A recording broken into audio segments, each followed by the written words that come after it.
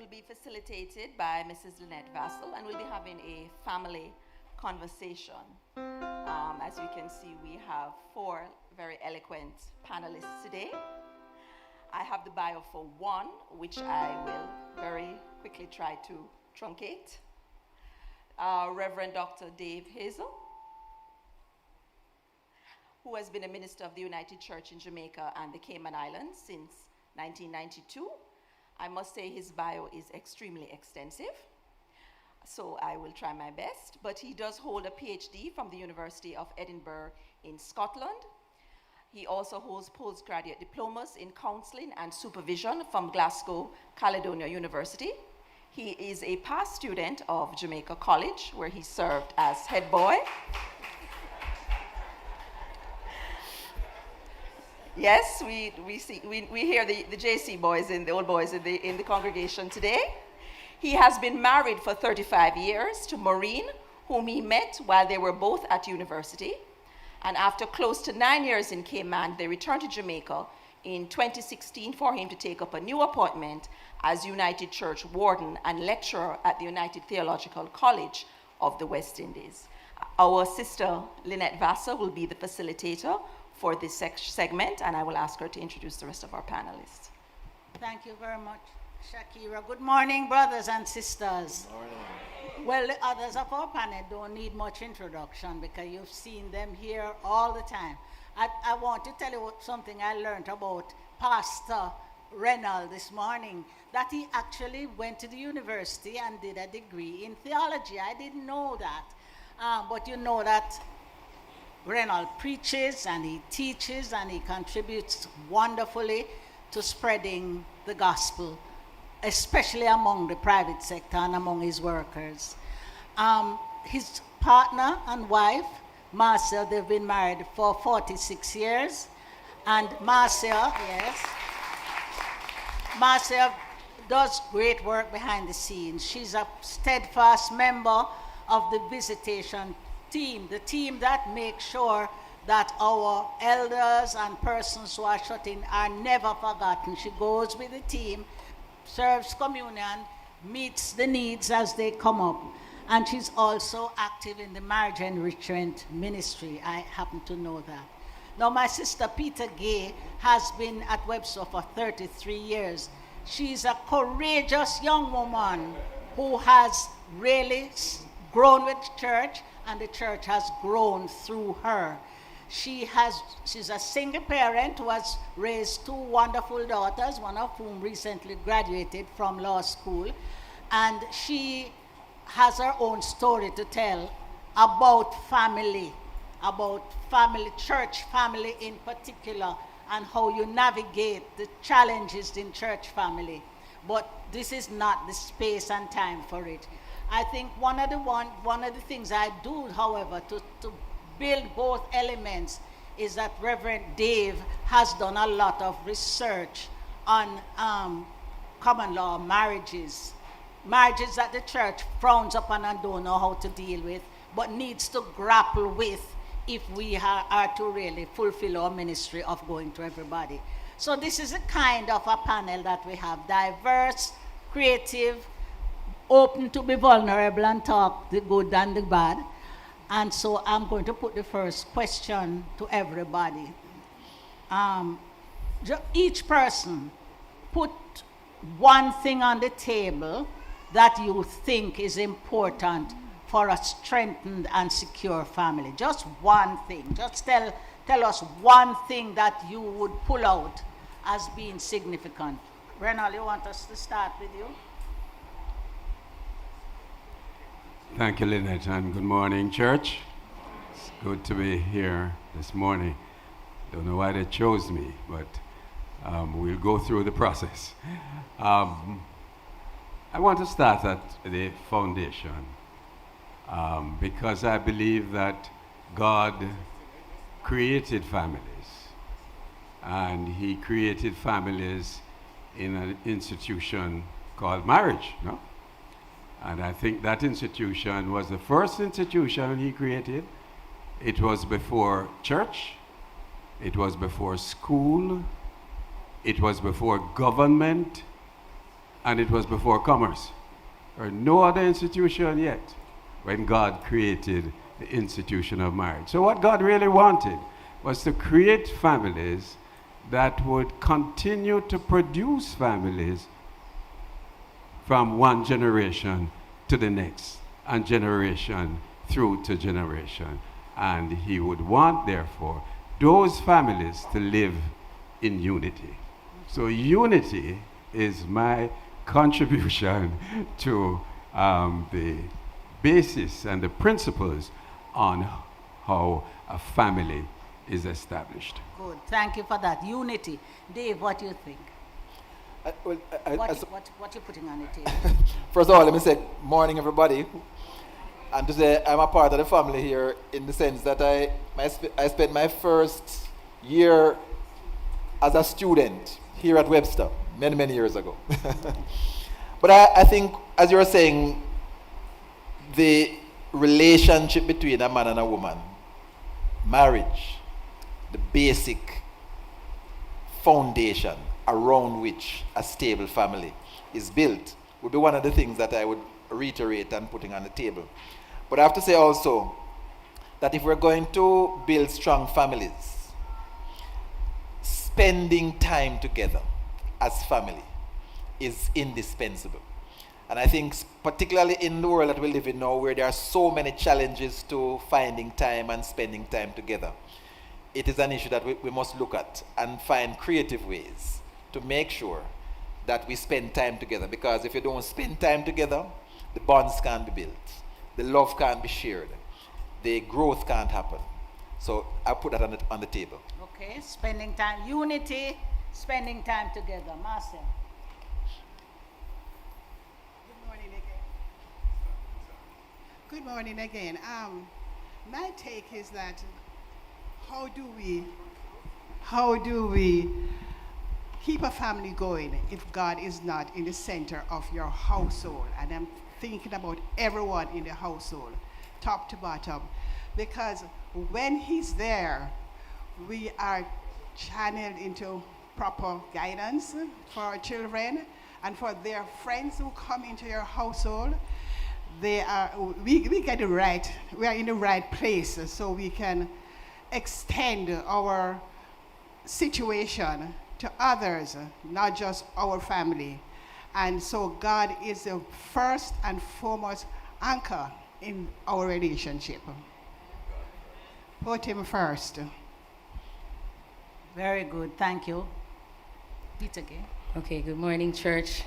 It's really an honor and a privilege to be here sharing with you. I would say prayer and prayerful support are very important elements of keeping families together. My grandmother died when I was a baby, but my mother has told me that I had a praying grandmother, and she prayed over me as a baby, and I believe her prayers are still with me, and the covering and protection still with me today. But also having the prayerful support of friends. And, family is not just blood. We know this, right? So having the prayerful support of friends, but also praying together as a family. One of the things that I practiced with my children from they were very small was to pray with them in the car before when I was taking them to school in the mornings. And there were times when I forgot, and they would remind me. So that has really kept us strong over the years. Okay, thank you for that. So at the base we have God at the center, the institution of marriage as a framework for unity, the whole matter of prayerful support and spending time together. Okay, so what does this look like on a Monday to Friday in our reality? Anybody? Yes, what does this look like? How do we operate within this framework on a daily basis, busy as we are, occupied as we are? What sort of things can we share with our brothers and sisters? You have started to say what you do in praying in the car, but in terms of bringing it down to practice, are there some of the things that we want to share on that? Who wants to start here? I will start. In our household, this is how we structure our lives. We wake up in the morning, we do devotions. Before the children goes off to school, everybody must pray and get cover for the day. And even to today, there are big people, 40-year-old and 45.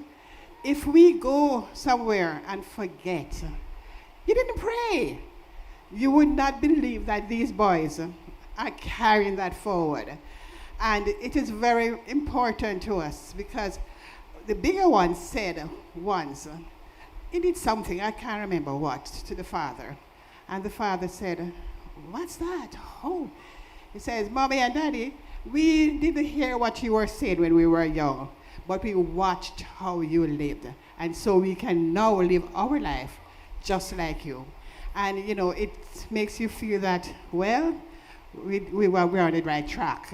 And God is in our lifestyle. And they wander off from time to time, but you have planted that seed, so you're good. Dr. Pottinger is here. I see her over there. Sorry to call on you. Call on no man suddenly, right? But, what Marcia is saying is that the foundation of family starts at the home. And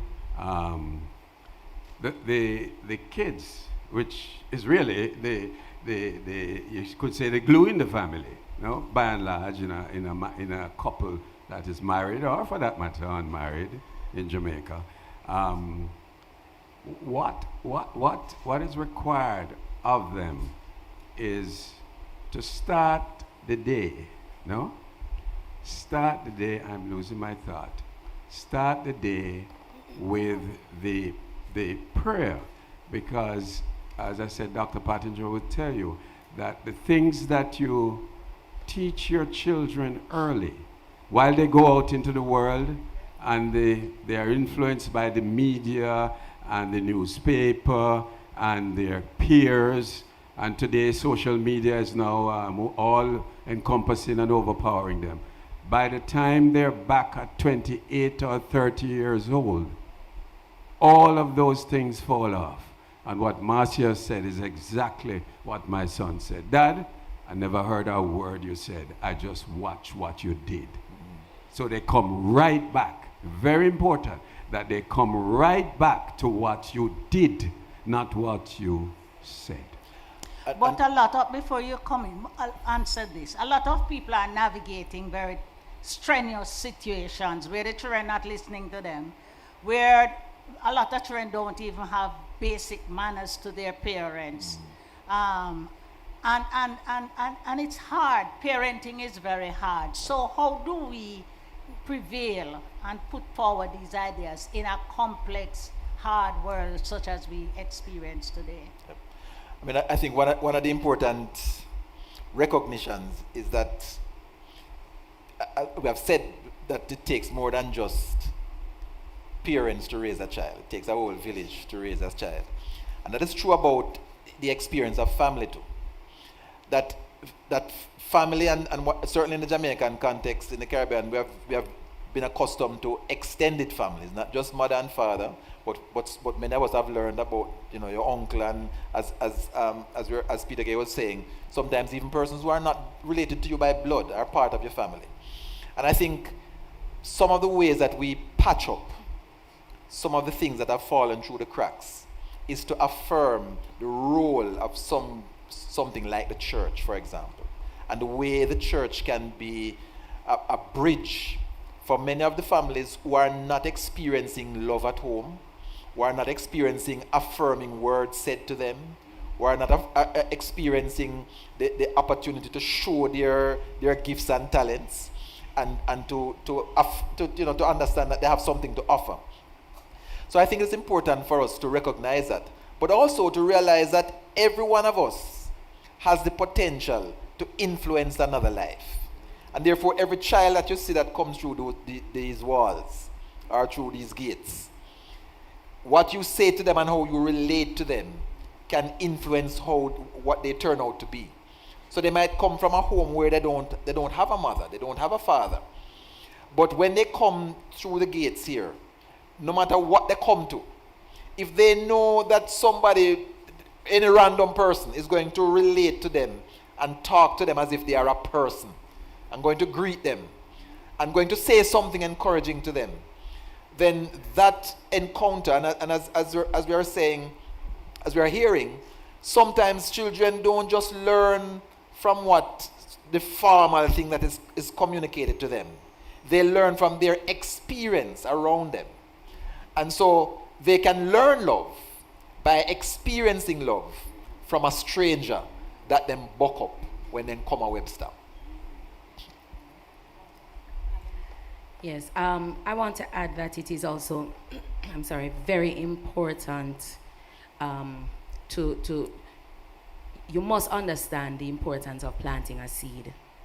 And so my children even now, as adults, call me to pray for them when they're going through difficult situations.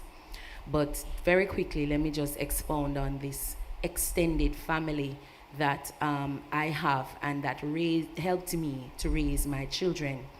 When my children were very young, they developed an affinity for Deandra and Gariel Harriott. And they became a part of the Harriott family because they were so close to these two girls. And I recognize the importance of Reverend and Mrs. Harriott in their lives. They became father and mother figures for them. There were things that Reverend Harriott taught them, and forgive me for getting emotional, but there are things that Reverend Harriott taught them that they would have learned from their father. He has died.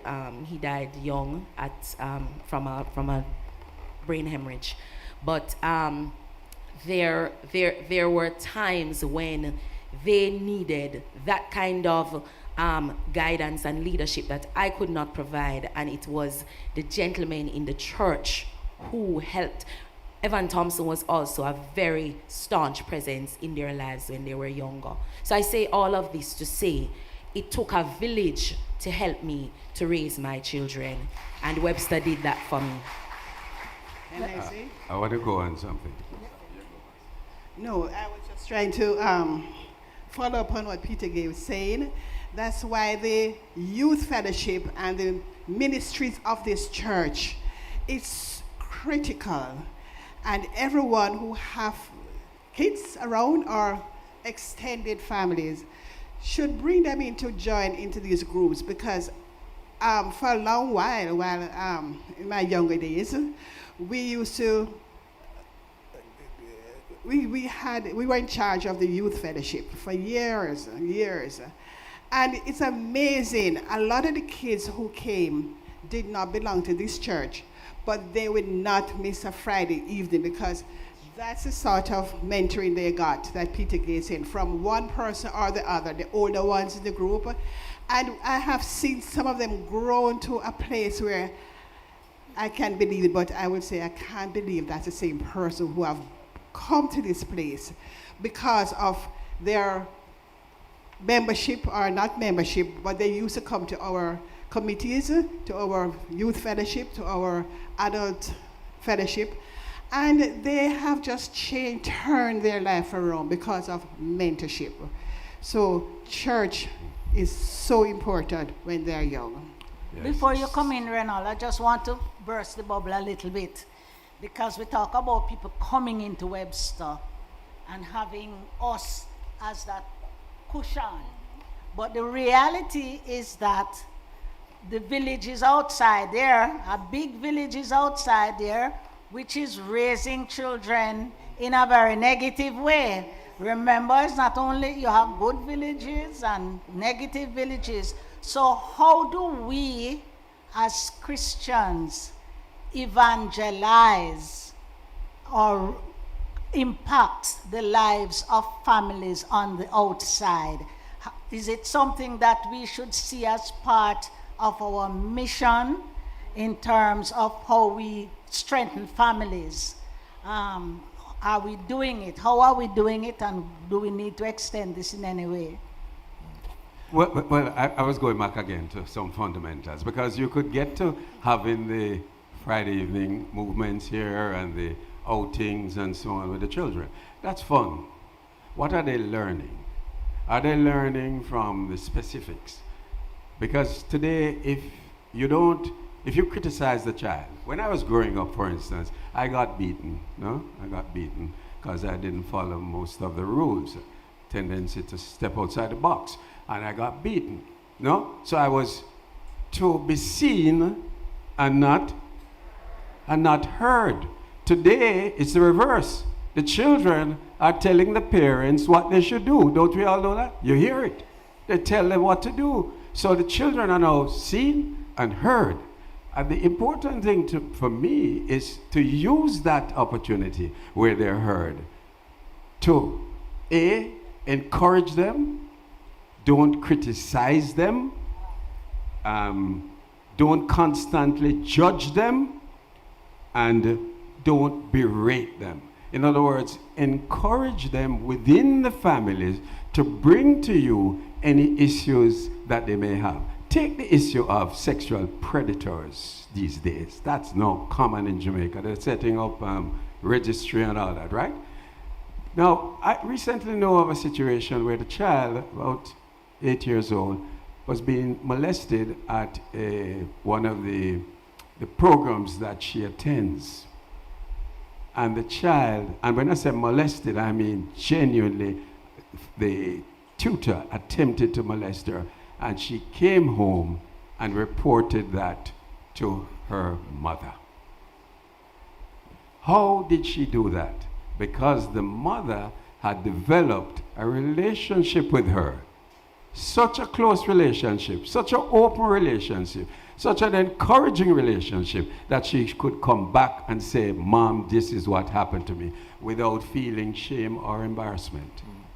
Renald, I take the chastisement from the Spirit because you have touched something that I think we need to spend a little bit more time on. Before we go outside, because outside is, how do we nurture those relationships within our families? Because a lot of families have very fractious relationship with the children. So you have said about listening to them, talking. Can we speak a little bit more about that? I think you see what is happening this week? It's a pattern in the life of Webster, a family week. There has to be patterns like those where we are intentionally seeking to support, train, provide help for families. So things like premarital preparation for persons who are interested in getting married.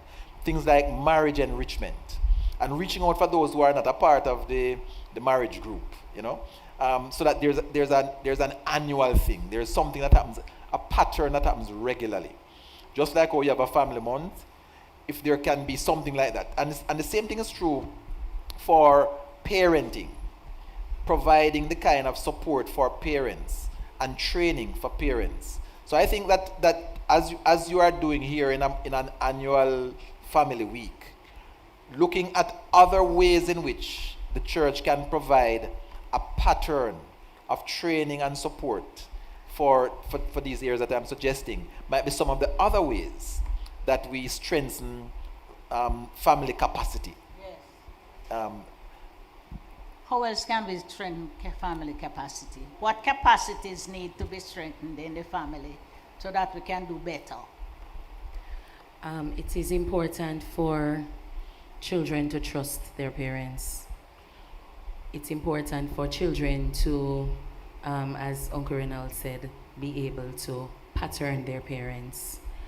I think Webster is such a wide-ranging church where, we know that as a large congregation, you're not going to be able to interact with everybody, but those groups are important. And I'll tell you about some of the very important groups for the young people.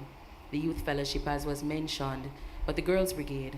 I sent my children to join the girls brigade because I myself was a brigader, and there are very, very important life lessons that they learn in those groups. that again, parents won't necessarily be able to teach them.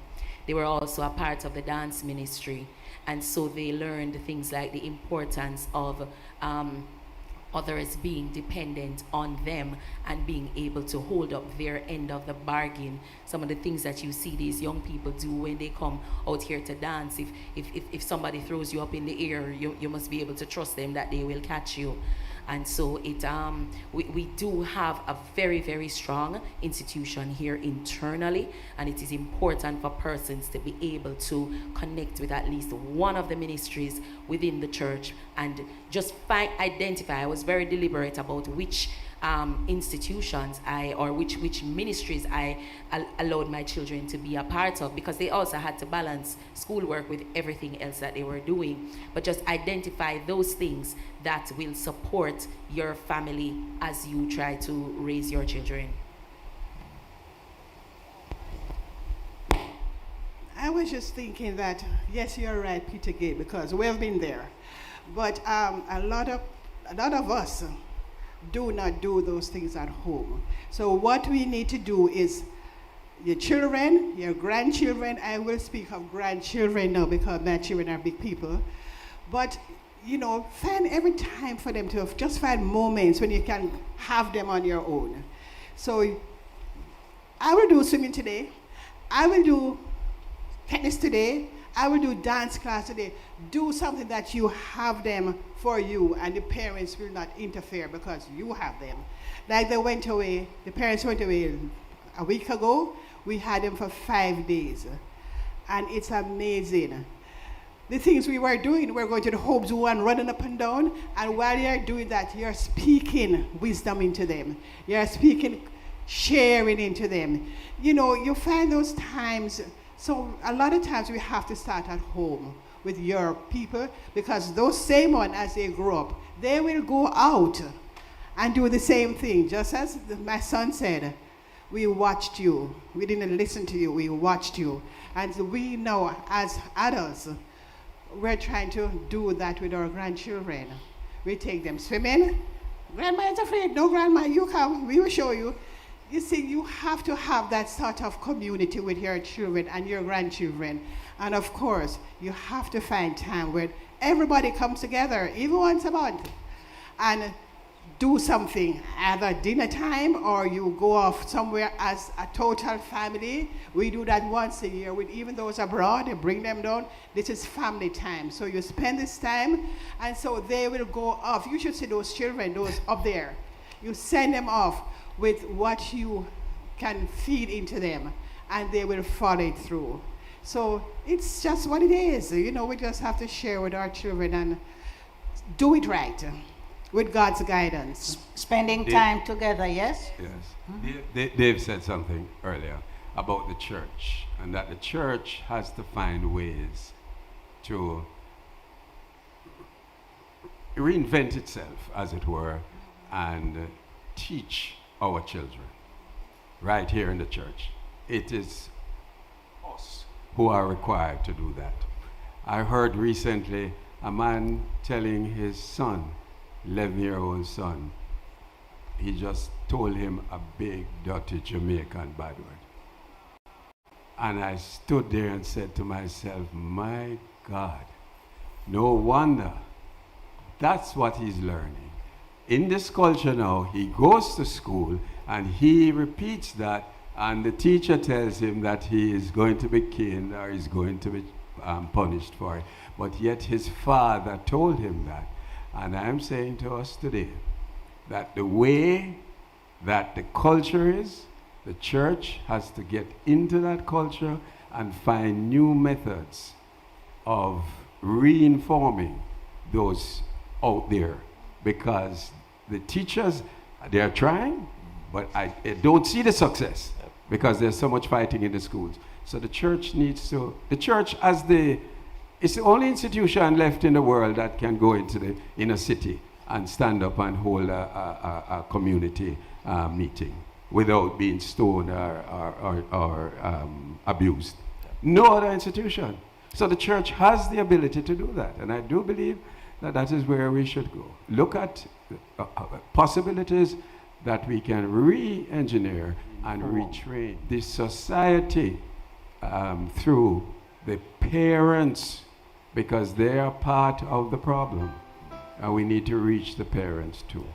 What I think it would be if we did have some street meeting that was about family education.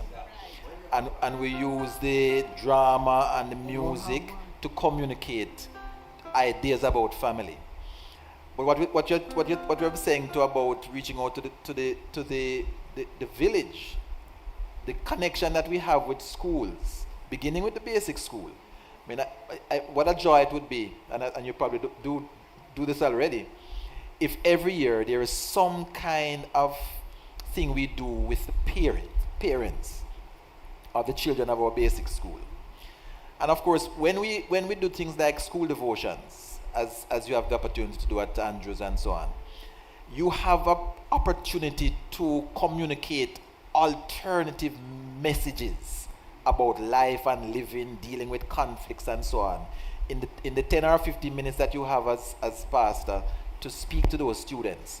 And those are very important strategic opportunities for us to communicate alternative messages that help to build family and help to build quality relationships. Because of course the issue of dealing with conflict, for example, is a basic issue that right through our society is in need of teaching and training and providing alternative ways of dealing with conflict.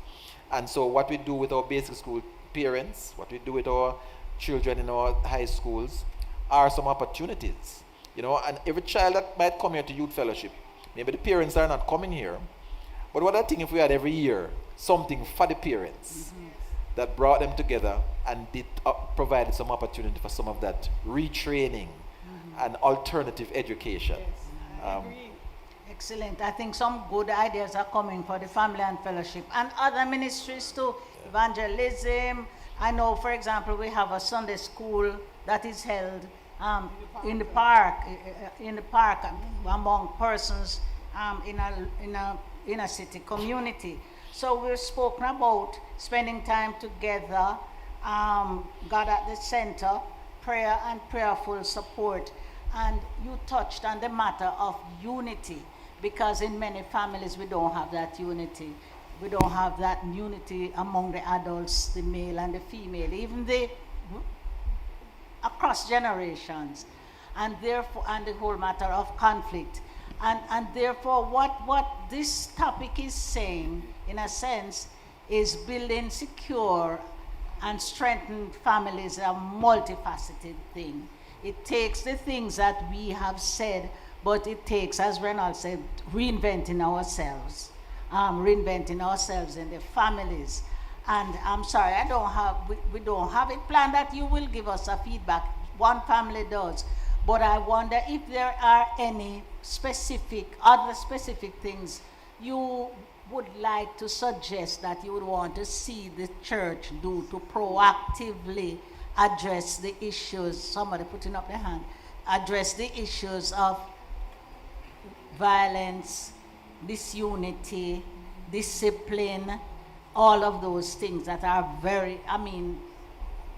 do we touch those matters? Here's a challenge that I want to issue to every one of us.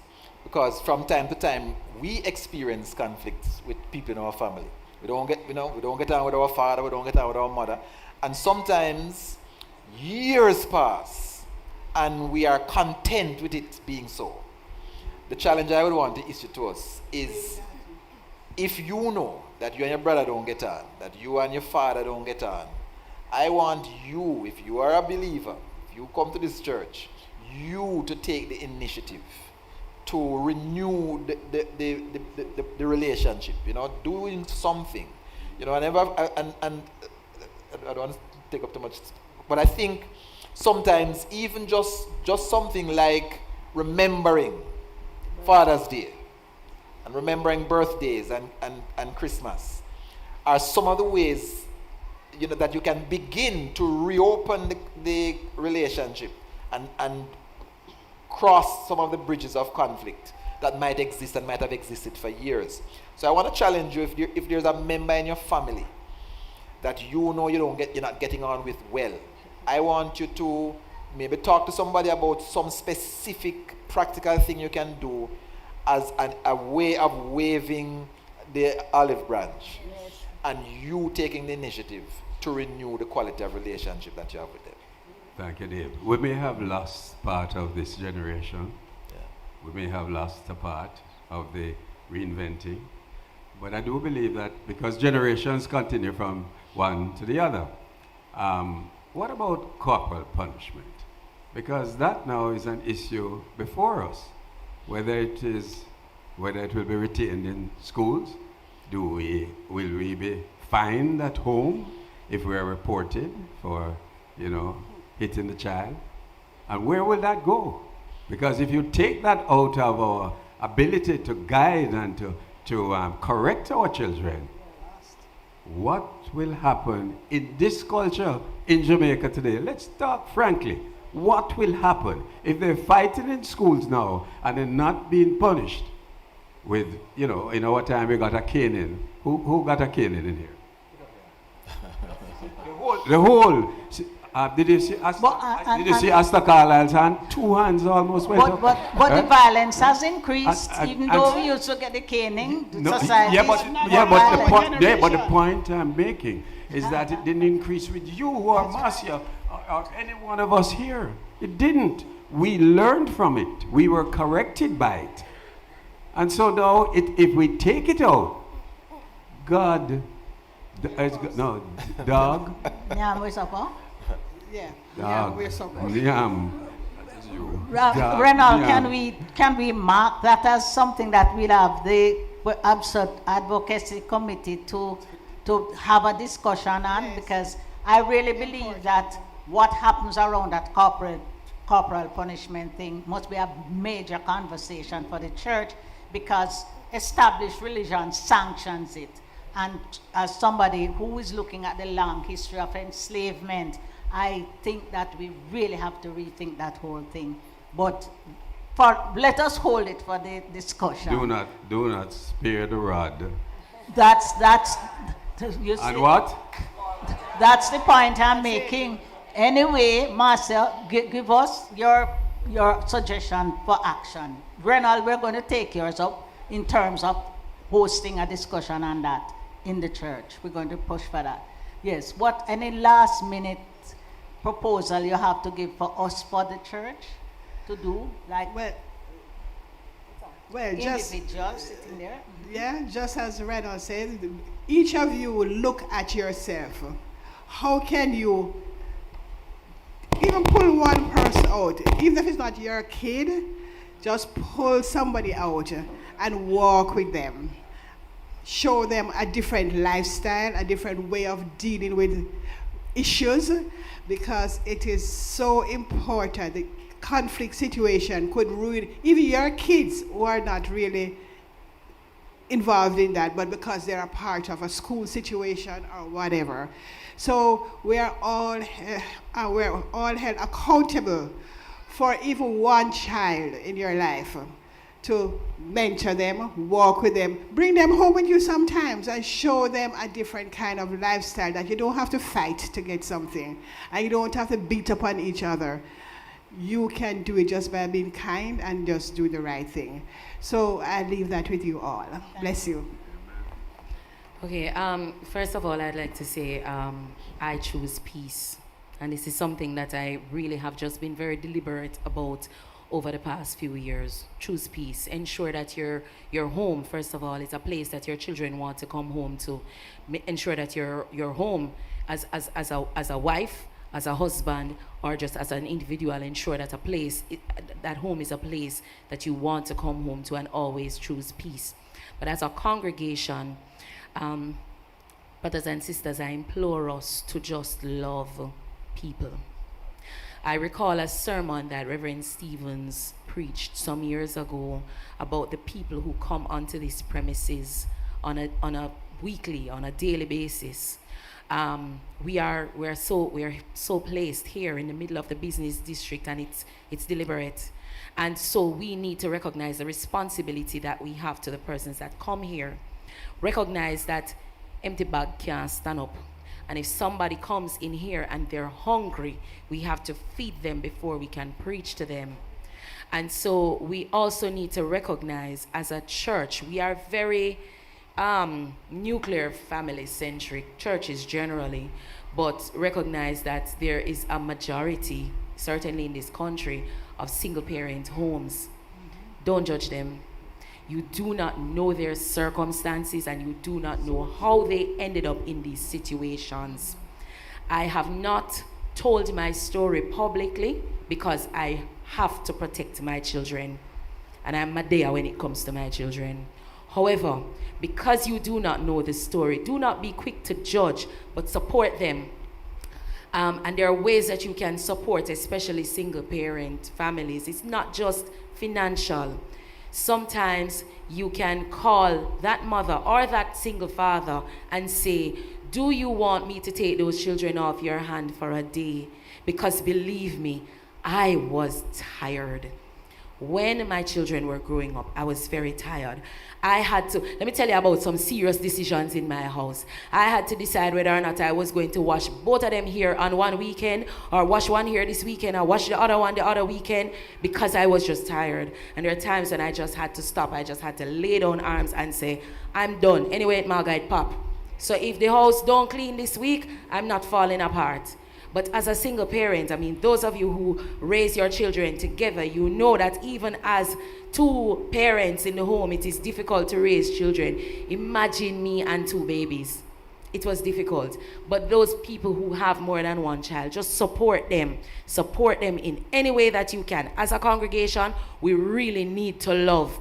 Love without judging, love without boundaries. Just love people, and you'd be surprised to see how much different we can be as a congregation. Thank you so much. Very well said. We have a couple in the audience that are going to give us feedback. Shauna, we need to see them. What is your takeaway? Yeah. Good morning, church. Good morning. We're the Baileys, Javier Bailey, Sarah Lee, Scott Bailey. So, They can come up a little come so some- that we can sure. see. Right. all right, so the importance of family cannot be stated enough. Peter Gay spoke to the importance of non-blood institutions like the church. Her daughters went to Girls Brigade. I was a part of the Boys Brigade. That's another very important institution that I strongly believe in will help or has helped to grow children. And of course, in the point you made about teaching the children things that the parents can't teach, there are different experiences that you will learn in those institutions that the parents can't impart. Mr. Scott spoke about the importance of marriage, and of course, we started our marriage just a year ago, and he also spoke to both of them spoke to their children, seeing the examples. I saw my father and mother, their examples in how they grew my brother and I, and now those lessons are what I am taking into my family, and my brother is also taking it into his family. So, echo those sentiments. Rev spoke to his various ideas about different parenting sessions that could be used to teach alternative methods of parenting, or modern methods of parenting. Though modern, I think there are some values that you just can't change, just can't change no matter how modern we want to get. Disciplining a child, the whole corporal punishment argument, me to get beaten, Rev got beaten, and he's a pastor, so you wouldn't expect a pastor to be a bad behaving person, but it's just a part of it. We all have bad intentions sometimes, but we have to be kept on the straight and narrow some way, whether it be a big finger in front of your face or a slap, and there's a difference between disciplining and abuse, so we have to remember that I had some notes. Mr. Scott spoke to children are supposed to be seen and, I think back in your day it was seen and not heard, but now they should be seen and heard. I agree that they should be seen and heard, but we must, as adults, we should ensure that we, direct them, guide them on how to be seen and how they are supposed to be heard. There's a time and place and stuff like that, and we should also encourage them to still be children. So though they are more vocal, we still should try to maintain the fact that they're children. So certain things they shouldn't be saying and all of that. Peter Gay, the last point was that Peter Gay spoke to a single parent household. So Sarah is coming from a single parent household. I had both parents in my household, and she was saying, Peter Gay said she chooses peace, and that the home should be a peaceful environment. I go to work, Sarah goes to work, and work can get very hectic at times. So when we both come home, we should ensure that the home is somewhere that we can leave the stress of work outside and come inside and be relaxed, And then when the children come, we want to ensure that it's a safe and peaceful place as well. Have anything to say? Just to expand on the single parent household, the church is the village. The church is the village. My mother brought me here from the age of 4. And I was also in Girls Brigade. At that time, I didn't know Javier yet. But we were in Sunday school. We were very involved in Sunday school. We took part in all the rallies, all the crusades, all the various activities.